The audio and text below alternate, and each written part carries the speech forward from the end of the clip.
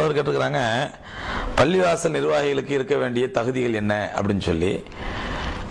பள்ளிவாசல் நிர்வாகிகளுக்குன்னு ஒன்றும் பெரிய ஸ்பெஷல் தகுதியெலாம் ஒன்றும் கிடையாதுங்க. அவங்க ஒரு நல்ல மூமினா இருந்தால் போதும். பள்ளிவாசல் நிர்வாகியாக இருக்கிறவங்க நல்ல மூமினா, இறையச்சம் உள்ளவரா, தக்வா உள்ளவரா, அல்லாஹ்வுடைய சட்டத்துக்கு மட்டும் கட்டுப்பட்டு இருந்தால் போதுமானது. இதே அல்லாஹ் குர்ஆன்ல இன்னொரு வசனம் சொல்றான், இன்னமா யாமுர் மசாஜித் அல்லாஹ், அல்லாஹ்வுடைய பள்ளிவாசல் நிர்மாணிக்கக்கூடியவர்கள், நிர்வகிக்கக்கூடியவர்கள் எப்படி இருப்பார்கள் என்றால், மன் ஆமன பில்லாஹ், முதல்ல அல்லாஹ்வை முறையாக ஈமான் கொண்டவர்களாக இருக்கணும். அல்லாஹ் ஈமான் கொண்டவனாக்கா அப்ப எல்லாருமே அல்லாஹ் ஈமான் கொண்டவங்க அப்படி இல்லை, முறையான ஈமான் கொண்டவர்களாக, அதாவது அல்லாஹ்வுடைய சட்டத்தை முழுமையாக பின்பற்றக்கூடியவர்களாக, அல்லாஹ்வுடைய வாழ்க்கை திட்டமான தீனல் இஸ்லாத்தை தங்களுடைய வாழ்க்கையில் ஏற்றுக்கொள்ளக்கூடியவர்களாக, நடைமுறைப்படுத்தக்கூடியவர்களாக, உண்மையான தக்வாதாரியாக இருக்க வேண்டும். அப்போ இன்னமா யாமுர் மசாஜித் அல்லாஹ் மன் ஆமன பில்லாஹி வல் யௌமில் ஆகிர் வ அகாம ஸலாத்த வ ஆத்த ஸக்கா வலம் யக்ஷ இல்லல்லாஹ்.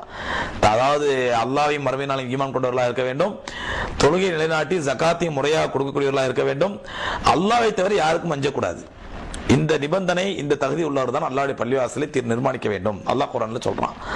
அந்த அடிப்படையில் பள்ளிவாசல் நிர்வாகிகள்லாம் தப்பு செய்யறாங்க, பள்ளிவாசல் நிர்வாகி யாரும் சரியில்லை அப்படின்னா பொதுமக்களுடைய தவறு அது.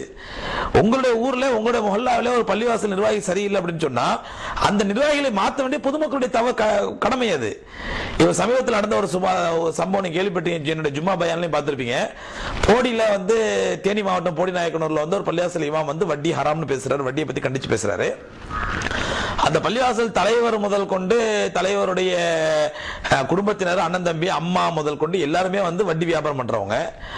அந்த பள்ளிவாசலுடைய இமாம் வட்டியை கண்டிச்சு பேச மட்டும் இல்ல, இப்படி வட்டி வியாபாரம் பண்றவங்க அவங்க வீட்டுக்கு விருந்து கலைச்சா நான் வரமாட்டேன், அவங்க தர்ற காசுல இருந்து சம்பளம் கொடுத்தா நான் சம்பளம் வாங்க மாட்டேன் அப்படின்னு சொல்லி அல்ஹம்துலில்லாஹ் அவருக்கு அல்லாஹ் நல்ல உறுதியையும் தக்வாவையும் கொடுக்கட்டும், அவ்வளவு ஸ்ட்ராங்கா பேசியிருக்கிறாரு. என்னாச்சு, வெள்ளிக்கிழமை ஜும்மால பேசினாரு, மறுநாள் சனிக்கிழமை காலையில மதரசால உட்காந்து ஒரு பாடம் நடத்தி இருந்திருக்கிறாரு.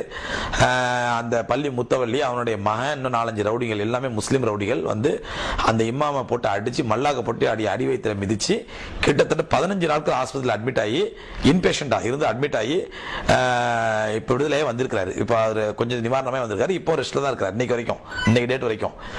இது என்ன பெரிய கொடுமைன்னு சொன்னா, இந்த மாதிரி ஒரு நிர்வாகி மேல நடவடிக்கை எடுக்கணும்னு சொல்லி ஜமாத்துல மலர்ந்து ஈடுபட்டு அந்த நிர்வாகத்திலையும் அந்த பொதுமக்கள் கேட்கும் பொழுது எல்லாம் சொல்லிருக்காங்க, ஆமா இந்த மாதிரி அடிச்சு ஒரு காயப்படுத்திட்டாரு, ரொம்ப கஷ்டப்பட்டிருக்காங்க, அதனால மருத்துவ செலவுக்கு அவருக்கு ஏதாவது செலவு கொடுத்தாகணும், ரூபா கொடுத்தாகணும், நீங்க நஷ்டஈடு கொடுத்தாகணும் கேட்கும் பொழுது அதுக்கு அந்த சொன்ன பதில் என்ன தெரியுமா, பள்ளி முத்தவள்ளி, நஷ்டஈடா 5000 ரூபாய் தருவேன், அது என் வட்டி படத்துல தான் தருவேன், இஷ்டம் வாங்கிக்கிங்க அப்படின்னு இருக்கான்.